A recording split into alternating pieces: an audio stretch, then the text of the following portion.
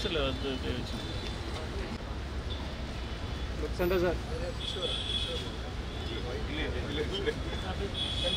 ஓகேண்ணா ஒரே நிமிஷம். நாங்கள் எங்கள் படத்தோடைய பிரச்சனையை பற்றி பேசலாம் அப்படின்னு வந்தோம். அதுக்கு முன்னாடி நிக்கில் சார் அவருடைய பிரச்சனையை சொல்லிட்டாரு. 20 நாளுக்கு முன்னாடியே நான் புக் பண்ணிட்டேன்.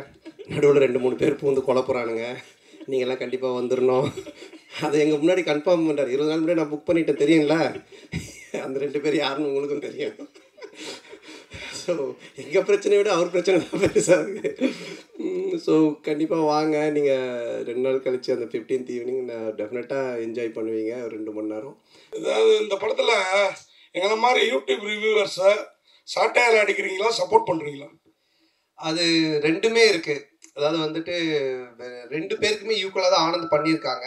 ஆக்சுவலாக வந்துட்டு ஒரு ரிவ்யூவர்னால் எப்படி இருக்கணும் அப்படின்றதும் இந்த படத்தில் இருக்குது. அதே மாதிரி ஆஸ் ஏ ஒரு ப்ரொடியூசர் டிரெக்டர்னா அவங்க எப்படி இருக்கணும் அப்படின்றதும் இதில் இருக்குது. ரெண்டுமே இருக்குது இதில். கண்டிப்பாக ஒரு பட்சமாக இந்த படம் இருக்கவே இருக்காது. டைரக்டர் சார், கொஞ்சம் கூட மனசாட்சியே இல்லாம ஜோதிகா சூர்யா பாட்டை வந்து எப்படி டைரக்டர் யாஷிகா ஆனந்த் வச்சு எடுத்தீங்க? எங்க மேடம் இருக்கீங்க? இல்ல மேம், அவங்க யார் தெரியல, பத்திரை உலகின் நயன்தாரா. Hello ma'am. மேம், இது வந்து ஜிவிஎம் சார் ஆல்ரெடி இன்டர்வியூவில் சொல்லியிருக்காங்க. எங்களுக்கு எங்கள் படத்தோட ப்ரீ ரிலீஸ் ஃபங்க்ஷன் முன்னாடி அவர் வேற ஒரு இன்டர்வியூவில் கூட சொல்லியிருக்காங்க. ஆக்சுவலாக ரொம்ப என்ஜாய் பண்ணி பண்ணார். இது வந்து ஸ்க்ரீன் பிளேக்குள்ளே ஒரு சீக்வன்ஸ். இது ஆக்சுவலாக இது வெறும் காமெடிக்காக மட்டும் எடுக்கல, இது ஸ்க்ரீன் பிளேவாகவே இது தேவைப்படுது. ஸோ நாங்களே கொஞ்சம் ஹெசிடேட் பண்ணி தான் சார்கிட்ட கேட்டோம்.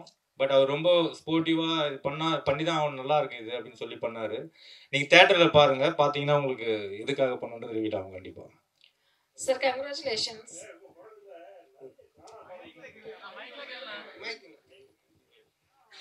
உங்கள் படங்களில் நிறைய கானா பாடல்களுக்கு முக்கியத்துவம் கொடுக்குறீங்க.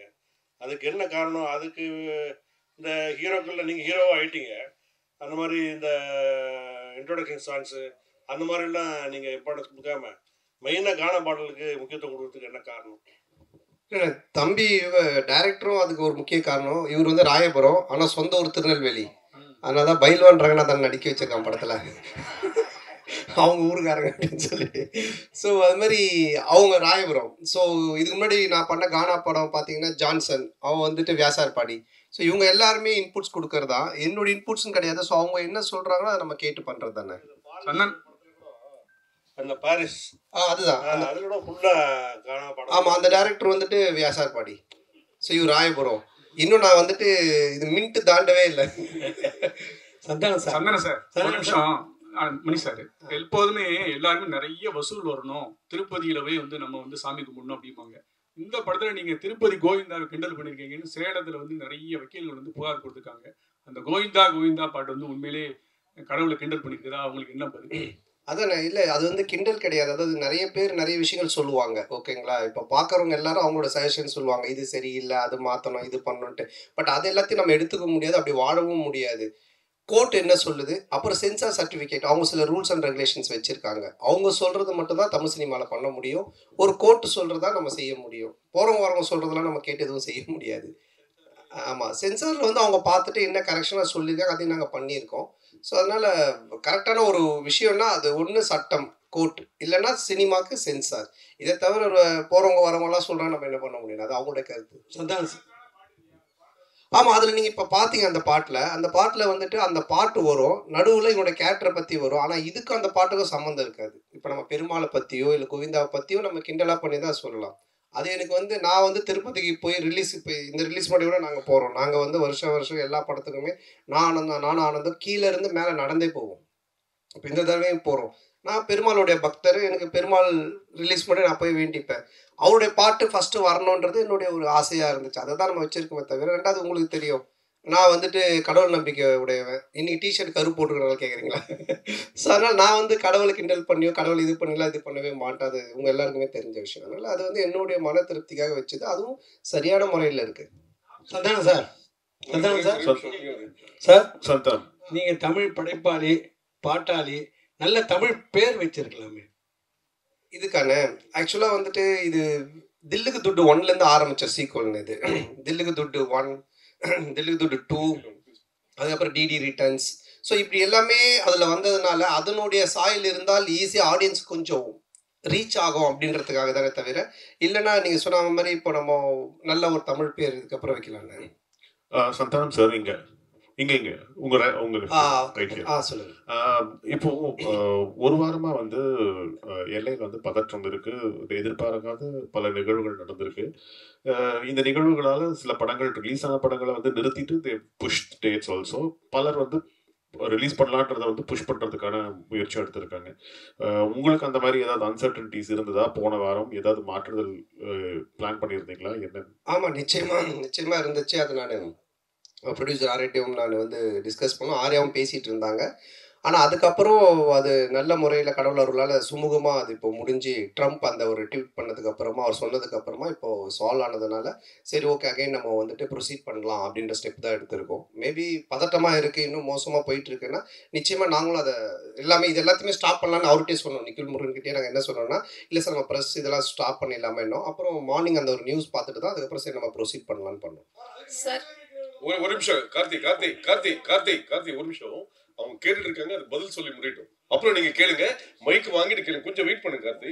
இல்ல அவங்க கேட்டுட்டு இருக்காங்க, ஒரு நிமிஷம். அவங்க மைக்ல கேளுங்க, அவங்க கேட்க வேணாம்னு சொல்ல. ஒரு நிமிஷம் பாலா, கேட்க வேணாம்னு சொல்லல. அவங்க வந்து வீடியோ ரெக்கார்ட் பண்ணுன்றாங்க, அதுக்குதான் மைக் ஒருத்தர் கொடுத்தது.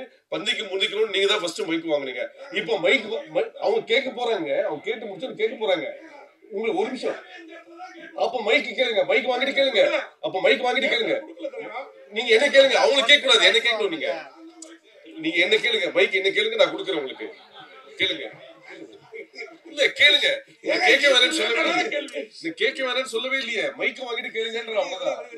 31 வருஷமா உங்களோட சேர்ந்து பத்திரிகையாளனா இருக்கேன். எனக்கு கேள்வி கேட்க நீங்க கத்து தரீங்களா? நான் கத்து கொடுக்கலங்க, கேள்வி கேளுங்க, மைக் வாங்கிட்டு கேளுங்கன்றோம். சார் கார்த்தி சார், நீங்க வாங்க கேளுங்க. இதுக்கு ரிலேட்டடா அந்த அம்மாட்ட கேட்டா நான் அதான் கேளுங்க சொல்லுங்க. அந்த மிலிட்டரி வீரர்களுக்கு நன்றி தெரிவிக்கிற விதமா தான் 2 பேரும் மிலிட்டரி கெட்டப்ல வந்திருக்கீங்களா? அவர் எவ்வளவு காமெடியா ஜாலியா கேட்கறாரு. இல்ல ஆக்சுவலா வந்து அவர் அந்த படம் அந்த மாதிரி அது என்னன்னு தெரியல எனக்கு, அவர் வச்சிட்டு இருக்காரு. நான் இந்த படத்தோட கண்டினியூஷனுக்காக இந்த மாதிரி கட் பண்ணிருக்கேன். சார் கேமியோ ரோல் யார பண்றீங்களா? இல்ல இப்போதைக்கு அந்த ஐடியா இல்ல, அப்படியே இருந்தாலும் இப்ப சொல்ல மாட்டோம் இல்லைங்களா? இல்ல இந்த படத்துல யாரும் இருக்காங்களா? இந்த படத்துல தான் அது இப்ப சொல்ல முடியாது, அப்படியே இருந்தாலும். ஏன்னா படத்துல ஒரு சர்ப்ரைஸ் எலிமெண்ட் தானே அது இருக்கும். ஆனா அப்படின்னு எதுவும் இல்ல, அப்படி இருந்தாலும் சொல்ல மாட்டோம். டைரக்டர் சார் இன்னொரு மைக் கொடுங்க. போஸ்டர்ல ஹீரோயின் கஸ்தூரி மேடத்தை காணோம், என்ன காரணம்? இன்னைக்கு இது நிறைய போஸ்டர் டிசைன்ஸ் பண்ணோம் சார். ஸோ இதுல இன்னைக்கு 15th வந்துடும் சார் கஸ்தூரி மேடம் போஸ்டர். அவருக்கு சரி, அவருக்கு டைரக்டர் அண்ட் சந்தானம் சார் இந்த படத்துல வந்து பாத்தீங்கன்னா போற போக்குல நெல்சன் சாரையும் கலாச்சிட்டாரு. அப்படியே காக்கா அந்த இது சீனியும் எடுத்திருக்கீங்க. ஸோ இது ரெண்டுமே ஒத்துக்கிட்டாங்களா? அதே போல இந்த படம் முடிஞ்ச உடனே சந்தானம் சார் இந்த படத்துக்கு ரிவ்யூ பண்ணுவாரா? கண்டிப்பா, அவரே படத்துல ரிவ்யூ வருதானே. இது யாரையும் கலாச்சி பண்ணல, இது ஒரு ஃபேண்டசி வேர்ல்டுக்குள்ள ஒரு கிங்ஸ்லியாவே இருக்காரு. ஸோ அதை சொல்றதுக்கு ஒரே ஒரு பாயிண்ட் அவர் டைரக்டர் நெல்சன் தான். ஸோ அதனால தான் அதை மாதிரி ஒரு டைலாக் பண்ணோம். இல்ல அதுலயே சொல்லியிருப்பாரு, டேய் நீ நெல்சன் படத்தை ப்ராடக்டரா, நெல்சன் ஒரே மாதிரி கொண்டு போவாரா, நீ ஏன்டா மாத்துற அப்படின்ற மாதிரி ஒரு இதை போட்டிருப்பாரு. அதனாலதான் கேட்டோம். நெல்சன் எதுவும் இது அப்ஜெக்ஷன் தெரிவிக்கலையா? இல்ல இப்போ என்னன்னா ஒரு டைரக்டருக்குன்னு ஒரு ஸ்டைல் இருக்கு, ஓகேங்களா? இப்போ வந்துட்டு இவர் படம்னா இந்த மாதிரி இருக்கும் அப்படின்ட்டு. ஸோ ஆனந்த் படம் அப்படின்னாலே நிறைய கொஞ்சம் கிண்டல், அந்த ஒரு சட்டையர் அண்ட் ஸ்பூஃப் இருக்கும். சில படத்தோடைய ரெஃபரன்ஸை வச்சு அவர் கிண்டல் அடிப்பார். அப்புறம் சில பேரோட கேரக்டர்ஸ் வச்சு பண்ணுவார்.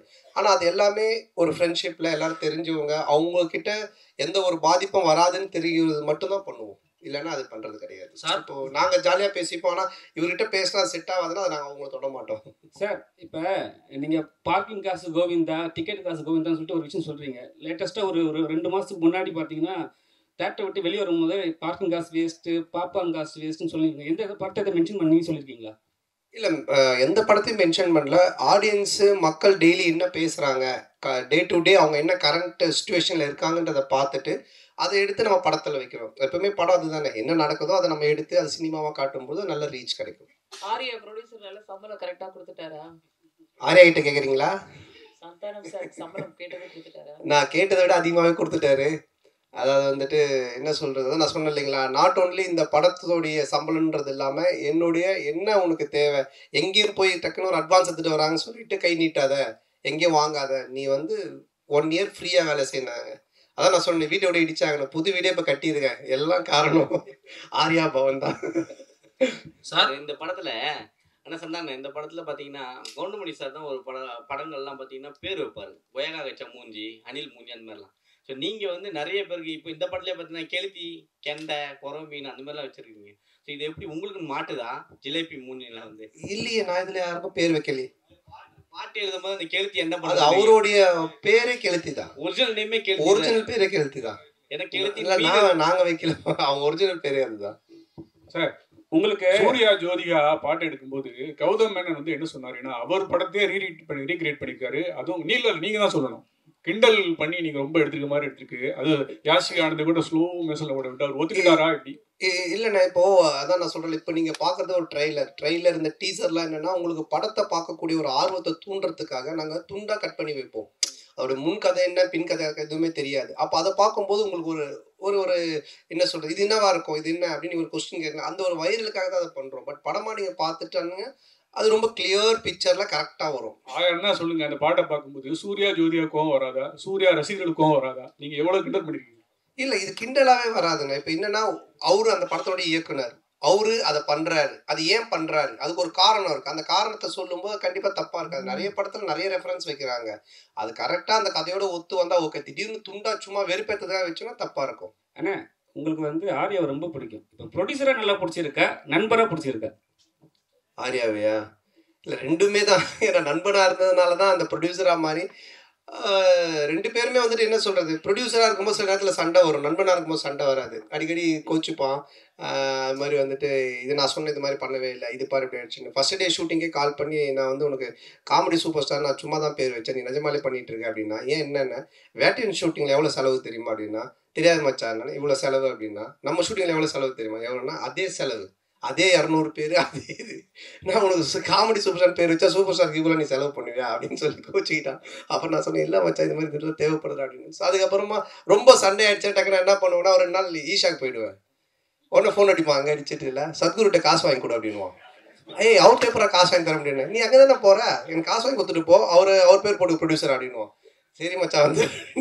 ஸோ ப்ரொடியூசர் அது மாதிரி இடி சண்டை வரும், நண்பனாக இருக்கும்போது எதுவுமே இருக்காது, ஃபுல்லாக ஜாலியாக. ஆமாம், கொஞ்சம் அடிக்கடி நடக்கும். சார் போன மேடையில் அவங்கள கடவுளாக பார்த்து காலில் விழுந்தாரு கூல் சுரேஷ், இந்த படத்தில் இருக்கிறாரா? காணும். இல்லை, இந்த படத்தில் இல்லை, கடவுளை கொஞ்சம் அவருக்கு தரிசனத்தை கொஞ்சம் தள்ளி வச்சிருக்கோம். சார் இங்க சொல்லுங்க. ஒரு பாட்டில் வந்து பார்த்தீங்கன்னா படம் போட்டு 1 மணி நேரம் கழிச்சு வர்றாங்க, ஓசி டிக்கெட்டில் வராங்கன்னு சொல்றீங்க, அதை யாரை சொல்றீங்க? இல்லை, இப்போது நிறைய பேர் வந்துட்டு பார்த்தீங்கன்னா பப்ளிக்கில் வந்துட்டு இஷ்யூ பண்ணுறாங்க, ஏதோ ஒரு டிக்கெட்ஸ் கொடுக்குறாங்க, இல்லை ஃபேன் ஷோ போடுறாங்க, ஏதோ ஒன்று பண்ணுறாங்கன்னு வச்சுக்கோங்க. அதில் கும்பலில் சில பேர் வராங்க, வந்துட்டு அவங்கெல்லாம் சில விஷயங்கள்லாம் பேசுகிறாங்க, அது வந்துட்டு நாளைக்கு பார்த்தீங்கன்னா வைரல் ஆகுது. அது நிறைய என்ன சொல்கிறது, ரிவ்யூஸ் ஷோஸில் நீங்கள் பார்த்தீங்கன்னா இருக்கும். ஸோ இப்போ இதை வந்துட்டு வைரலாக நிறைய பேர் பேசுகிறாங்க, கமெண்ட்ஸில் சொல்கிறாங்க, இவன் ஓசி டிக்கெட்டில் வந்தவன்பா, இவன் பாரு லேட்டாக ஆச்சு, இதெல்லாம் வந்து கமெண்ட்ஸில் வர்றது. அது எல்லாத்தையும் எடுத்து தான் அந்த லிரிக்கெல்லாம் கெளுத்தி எழுதுனது. ஸோ எழுதும்போது நல்லா இருந்துச்சு, நாங்கள் கேட்டோம், இதெல்லாம் லைவ்ல இருக்குன்னா சரி ஓகே பண்ணிட்டோம். நீங்க இந்த படத்துல எப்படி ஓசி டிக்கெட் வாங்கி படம் பாக்குறீங்களா இல்ல தியேட்டர்ல போய் வாங்கி படம் பாக்குறீங்களா? நான் கொஞ்சம் ஓசி டிக்கெட் தான், ஏன்னா ரிவ்யூ பண்றோம் இல்லைங்களா, அப்போ ரிவ்யூ பண்ணும்போது எங்களுக்கு ஒரு ஷோ போடுவாங்க, அப்போ போவோம், அதனால தான் என்ன வச்சு அதை கலாச்சி பண்ணியிருக்காங்க. ஆனால் சந்தன இந்த வருஷம் பார்த்தீங்கன்னா உங்களுக்கு அதிகமாக உங்கள் நட்பு சைடில் வந்து இழப்புகள், 2 இழப்புகள், சேஷன்னா இன்னொன்று ஆண்டனி. ஸோ இந்த படத்தில் சேஷு இருந்தால் எப்படி இருந்திருக்கும்? ஏன்னா இப்போ இல்லை. ஸோ ஒருவேளை சேஷுக்கான ஏதாவது சீக்வன்ஸ் ஏதாவது வச்சுருந்தீங்களா? அது இல்லாமல் டிடின்ற இதுக்கு வழக்கம் போயிட்டுருக்கு. இல்லை இருக்குது, அதாவது வந்து எங்கள் டீம் எல்லாருக்குமே தான் நாங்கள் எழுதுவோம், அதில் இருந்துச்சு. ஆனால் பட்டு காலத்தின் இது அவர் இல்லை. பட் எல்லாருக்குமே எங்கள் டீமில் எல்லாருமே வச்சு தான் எழுதுவோம். நான் இப்போது கம்ஃபர்ட் ஜோனுன்னு ஒரு சில ஹீரோஸ் இருக்காங்க, அதே டேரக்டர் அதே டீமோட. இந்த ஹீரோஸ்க்கு வந்துன்னா உங்களோட டீம் பண்ணால் கரெக்டாக இருக்கும். இதை நீங்கள் எப்படி பார்க்குறீங்க? உங்களுக்கும் இதே மாதிரி தான் ஃபஸ்ட்டு பார்ட் 1, இப்போ 2, இதுக்கு அப்புறம் 3 பண்ண போகிறேன்னு சொன்னீங்க. ஸோ இதை தாண்டி நீங்கள் சந்தானமாக ஒரு ஆக்டராக, இப்போவும் ஆக்டராக இதை தாண்டி ஒரு லெவலுக்கு வர வாய்ப்பு இருக்கா? இல்லை இப்போ என்னென்னா படம் பார்த்தீங்கன்னா ஃபஸ்ட்டு மாதிரிலாம் ஒரு படம் பண்ணோம் டக்குன்னு இன்னொரு கதை அப்படின்லாம் கிடையாது. ஏன்னா இன்றைக்கி ஓப்பன் மீடியாவாகி போச்சு. ஓடிடி பிளாட்ஃபார்ம் வந்தோடனே ஹாலிவுட் படத்துலேருந்து எல்லா படங்களுமே ஆடியன்ஸ் எல்லாத்தையுமே பார்க்குறாங்க. ஸோ ஒரு டேரக்டரோட ட்ராவல் பண்ணி ஒன்று சிங்க் ஆகி ஒன்று வந்து செட் ஆகிறதுக்கு மினிமம் ஒரு 2-3 படம் ஆகுது. அதனால தான் டக்கு டக்குன்னு மாற்றி போக முடியல. ஏன்னா என்னுடைய சிங்க் அவருக்கு தெரியணும், அவருடைய சிங்க் எனக்கு தெரியணும். அதுக்காக தான் அது மாதிரி ட்ராவல் பண்ணுறமே தவிர மற்றபடி. சந்தனம் சார் இங்கே தான் திரும்பி ரைட் ஹியர். உங்களுடைய நட்பு வந்து சிம்புவோட வந்து எல்லாருக்கும் தெரிஞ்ச விஷயம். அண்ட் அவர் வந்து ஒரு ரிக்வெஸ்ட் வச்சிருக்காரு உங்ககிட்ட, நீங்க மறுபடியும் காமெடியனாகவும் படம் வந்து நடிக்கணும் அப்படின்ட்டு. அந்த ரிக்வெஸ்ட்டை எவ்வளோ தூரத்துக்கு நீங்கள் எடுத்துக்கிட்டு இருக்கீங்க? இனிமேல் சந்தானம் காமெடியானவும் அடிக்கடி படத்தை பார்க்க முடியுமா? ஏன்னா உங்களுக்குன்னு ஒரு ஃபேன் பேஸ் இருக்குது. அந்த ஃபேன் பேஸ் நீங்கள் மறுபடியும் காமெடியன் ரோல்ஸும் பண்ணணும்னு எதிர்பார்க்குறாங்க. இல்லை அதுதான் இப்போ காமெடி ரோல்னால் நீங்கள் ஃபஸ்ட்டு பார்த்த சந்தானத்தை பார்க்க முடியாது. நிச்சயமாக அந்த மாதிரி ஒரு சந்தானம் இருக்காது. ஏன்னா அது இப்போவே ஆடியன்ஸு டிவியில் நிறைய ஷோஸில் நிறைய ஆதித்யா சேனல் சிரிப்பெல்லாம் பார்த்துட்டாங்க. நீங்களும் யூடியூப்பில் நிறைய பார்த்துருக்கீங்க. ஸோ புதுசாக ஒன்று பண்ணணும். அதை எப்படி டிசைன் பண்ணி பண்ணணுன்றதை நானும் யோசிச்சுக்கிட்டு இருக்கேன். அண்டு எல்லா படத்துலையும் என்னால் பண்ணுவேனான்னு எனக்கு தெரியல. ஏன்னா எனக்கு ஆல்ரெடி கமிட் ஆகி ஹீரோவாக பண்ணக்கூடிய அட்வான்ஸ் கொடுத்து ஒரு 3-4 பேர் ஆல்ரெடி வெயிட்டிங்கில் இருக்காங்க. ஸோ அதுவும் நான் பண்ணணும். இப்போ அதுவே நான் ஒரு படத்தை திருப்பியும் அவங்களுக்கு ரிட்டர்ன் பண்ணிட்டு தான் எஸ்டிஆருக்காக அதை பண்ணுறேன். அவருக்கு அதை என்ன மாதிரி பண்ண முடியுன்றதை நான் இப்போ டிசைன் பண்ணிகிட்டு இருக்கோம்.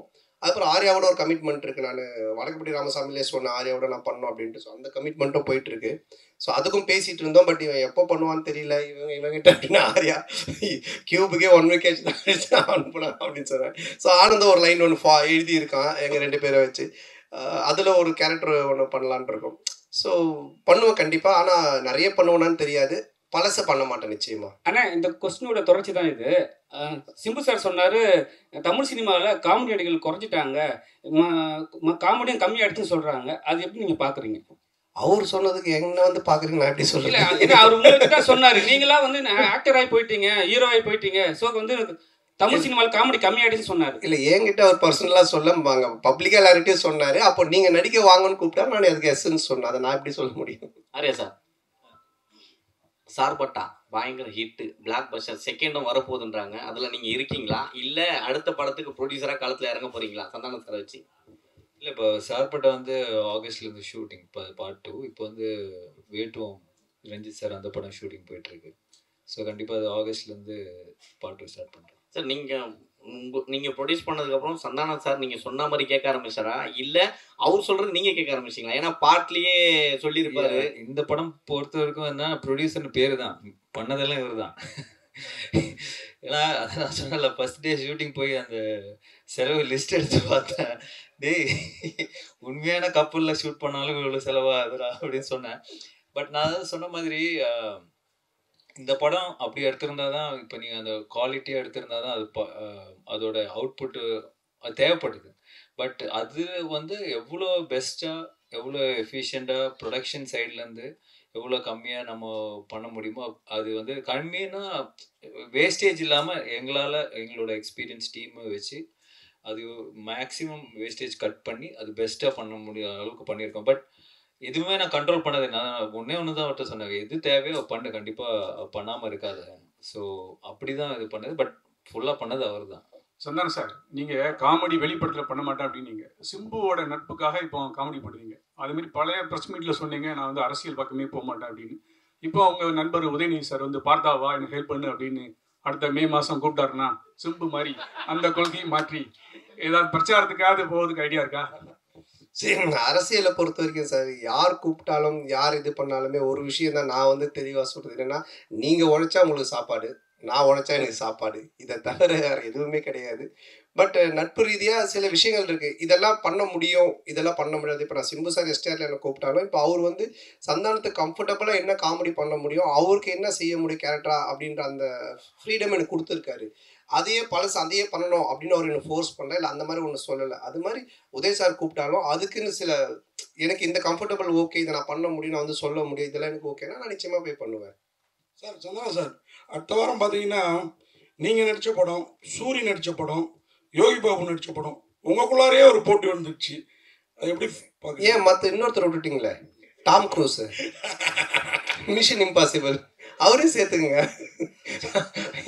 ஹாலிவுட்ல விட்டுட்டீங்க. அப்புறம் ஃபைனல் டெஸ்டினேஷன், அந்த ஹீரோ பேர் என்ன, ஹீரோயின் பேர் என்ன, பேர் தெரியல, அவங்களே சேர்த்துங்க 5 பேர். தமிழ்நாட்டை விட்டு அதனால தெரியல. ஸோ அதனால எல்லாரையும் சேர்த்துங்க, மொத்தமாக எல்லாரும் காம்படிஷன்னால எத்தனை படம் வந்தாலும் ஓடும் சார், நல்லா இருந்துச்சுன்னா. சார் ஆர்யா சார், நீங்கள் இதில் ப்ரொடியூசராக மட்டும் ரோல் பண்ணுறீங்களா இல்லை ஏதாவது ஒரு சின்ன கேமியோ ரோல்? இல்லை சார் ஒன்லி ப்ரொடியூசர் ரோல் மட்டும்தான். ஆனால் சந்தண்ணா என்னதான் படம் கஷ்டப்பட்டு எடுத்தாலும் ரிவ்யூவர் வந்துட்டு முதல் நாளே கிளியும் கிழிச்சு தொங்க விடுவாங்க. இதை எப்படி பார்க்குறீங்க? ஏன்னா ரொம்ப கஷ்டப்பட்டு எடுக்கிறோம் எல்லாருமே. ஸோ ஏதாவது மிஸ்டேக் வரும். இல்லை, அதை பார்க்கறத விட உங்கள் 2 பேர் தான் நான் பார்க்குறேன். மாற்றி மாற்றி ஏதாவது ஒரு பிரச்சனை பண்ணுன்ட்டு இந்த நிக்கலி போய் இந்த நிக்கலி 2 பேர் பண்ணுறத நல்லா பார்த்துக்கிட்டு இருக்கேன். சரி, அப்படிலாம் கிடையாது. நல்ல படம் வந்தால் நல்லது, நல்லா இருக்குன்னு தான் சொல்கிறாங்க. ஓகேங்களா? ஸோ வந்துட்டு இப்போ இவர் ப்ளூ சட்டை மாறனே பார்த்தீங்கன்னா எல்லா படத்தையும் அவர் கழிவு ஊற்றுறதில்ல, நல்ல படத்தை நல்லா இருக்குன்னு தான் சொல்கிறாரு அவர். இந்த மாதிரி எல்லாம் நிறைய ரிவ்யூஸ் வந்து நல்லா இருக்கிற படத்தை நல்லா இருக்குன்னு சொல்கிறாங்க. அதனால் இது நல்லா இருந்துச்சுன்னா நல்லா இருக்குன்னு சொல்ல போகிறாங்க, அவ்வளோதான். தப்பு இருந்துச்சுன்னா நாங்கள் பார்த்துட்டு இது தப்பாக இருந்தால் உண்மையிலேயே நாங்கள் திருத்திக்க பார்ப்போம். தப்பு இல்லைன்னா அவர் ஏதோ சொல்கிறான்னு சொல்லிட்டு போவோம், அவ்வளோதான். ஆனந்த் சார், தொடர்ந்து சந்தான சாருக்கே ஸ்கிரிப்ட் பண்ணிட்டு வந்திருக்கீங்க செகண்டு. அடுத்ததும் சந்தான சாருக்கே தான் லைன் சொல்லியிருக்கீங்கன்னு சொல்கிறாங்க. அடுத்து வெளியே வரதுக்கான வாய்ப்பு இருக்குமா? வேறு ஹீரோக்களுக்கு பண்ணுறதுக்கான வாய்ப்புகள்? இல்லை, கண்டிப்பாக பண்ணணும். அப்படி தான், அதுதான் ஃபஸ்ட்டு ஆர்யா சார் வச்சு ஒரு ரிஹர்சல் பார்க்கலாம். ஆர்யா சாருக்கு சொன்னாங்க முன்னாடியே, லைன் தான் சொல்லு, ரெடி பண்ணி சொல்லு அப்படின்னாங்க. ஸோ கண்டிப்பாக இது முடிஞ்சோன்னா அடுத்து சாருக்கு தான். சந்தானம் சார், இந்த படத்தில் கஸ்தூரிக்கு வந்து நீங்கள் பையனாக நடிக்கீங்க, அவங்க அம்மாவா நடிக்காங்கன்னு ஒரே பேச்சாக இருக்குது. அது எப்படி யோசிச்சு பார்த்தீங்க? கஸ்தூரி அம்மாவா? செட்டில் நீங்கள் அம்மா அம்மா அப்படின்னு கூப்பிடும்போது அவங்க ஃபீலிங் எப்படி இருந்தது? கஸ்தூரி மேடம் சார் கேட்க சொன்னாரா? நான் கேட்டால் வந்து ஏதாவது சொல்கிறாங்க, நீ கேளு. இல்லை, அதான் நீங்கள் இது படம் பார்த்தீங்கன்னா தெரியும். ஏன்னா வந்துட்டு அவங்களுடைய என்ன சொல்கிறது, அவங்கள வந்து அம்மாவாக கூப்பிட்டு அவங்கள வந்து பண்ண வைக்கணுன்றது எங்களுடைய வந்துட்டு மோட்டிவேஷனே கிடையாது. ஏன்னா இப்போ எனக்கு ஒரு அம்மானா அவங்களுக்கு ஒரு ஏஜ் குரூப் இருக்குது, அதை கூப்பிட்டு தான் பண்ணுவோம். பட் இது ஒரு ரீசன் இருக்குது கதையில் அப்படின்றது தான் நாங்கள் எக்ஸ்பிளைன் பண்ணோம். அதை கேட்டுட்டு அவங்களுக்கு ரொம்ப பிடிச்சி போச்சு. ஸோ அதனால தான் அவங்க அதை பண்ணாங்க. நீங்கள் படம் பார்க்கும்போது நீங்கள் கண்டிப்பாக கஸ்தூரி மேடமோட ஃபேனாக தான் இருப்பீங்க. அதனால் வந்துட்டு நிச்சயமாக அவங்கள 2 தடவை பார்ப்பீங்க. டேரக்டர் சார், அது மாதிரி அன்னைக்கு சந்தானம் சார் அந்த ஆடியோ ரிலீஸில் பேசுகிறப்ப அவருக்கு புக் காமெடி இருக்குது, முட்டராஜனுக்கு எலி காமெடி இருக்குது. சந்தானம் சாருக்கு என்னெல்லாம் காமெடி இருக்குது படத்தில்? சந்தானம் சார் தான் இந்த காமெடியோட ஃப்ளோவே டேக் ஓவர் பண்ணுறவர். டோட்டலாக உங்களுக்கு ஓப்பனிங் படம் ஆரம்பித்ததுலேருந்து இந்த படத்தில் தான் சொன்னேன், ஓஜி சாண்டா ரிட்டர்ன்ஸ்ன்ற மாதிரி. ஏன்னா ஓவரால் இந்த படத்தையே கேரி ஓவர் பண்ணுறது சந்தானம் சார் தான். அவரோட ஸ்க்ரீன் ப்ரெசன்ஸ்லேருந்து அவரோட லுக்கு, அவரோட பாடி லாங்குவேஜ் ரொம்ப ஃப்ரெஷ்ஷாக இருக்கும். உங்களுக்கு பார்க்கும் போது ஆடியன்ஸ்க்கும் சரி, எனக்கு அதான் எப்பயுமே சொல்லுவேன், எனக்கு ரொம்ப பிடிச்சது பார்த்தா காட்டுப்பூச்சி அந்த மாதிரி கேரக்டர்ஸ் பண்ணணுன்னு. ஸோ அதை பிரேக் பண்ணுவான் இந்த கிசா 47. கண்டிப்பாக என்ஜாய் பண்ணுவீங்க. சார் சந்தானம் சார், இந்த டிடி பிரச்சனை உங்களை விட்டு போகவே மாட்டுது. இந்த டிடி பிரச்சனைக்கு ஏதாவது தீர்வு இருக்கா? ஏன்னா உங்களுக்குள்ளேயே தான் நடந்துட்டு இருக்குன்னு ஒரு வார் போயிட்டு இருக்கு அப்படின்றாங்க. இல்லை, அது வந்துட்டு என்ன சொல்கிறது, ஒரு படம் ரிலீஸ் ஆகும்போது இப்போ பல பிரச்சனைகள் வரும். இப்போ அண்ணன் கேட்டாங்க தெரியல, சாங்கை பற்றி, டிடியை பற்றி வரும், அதை பற்றி வரும், போஸ்டரை பற்றி வரும். இது வந்து யூஸ்வலாக சினிமா நம்ம பண்ணும்போது எல்லாமே வரும். பட் ஒன்றே ஒன்று தான், எதுவுமே சட்ட ரீதியாக கோர்ட் மூலமாக ஒரு விஷயம் ஆனால் மட்டும்தான் அது பிரச்சனை. இல்லைன்னா மற்றெல்லாம் சும்மா வாய் பேச்சு. இப்போ நீங்கள் கூட 10 வார்த்தை கேட்கலாம். ஏன்னா நீங்களும் பிளாக் டிஷர்ட், நானும் பிளாக் டிஷர்ட், எது என்ன மாதிரி போட்டுருங்க கூட கேட்கலாம். பார்த்தீங்களா, கைட்டிட்டு வெறும் உட முடியாது, போக முடியும் நீங்கள் வீட்டுக்கு. ஸோ அந்த மாதிரி தான் அது. சட்ட ரீதியாக என்னவோ அது தான் ஆன்சர் சொல்ல முடியும்.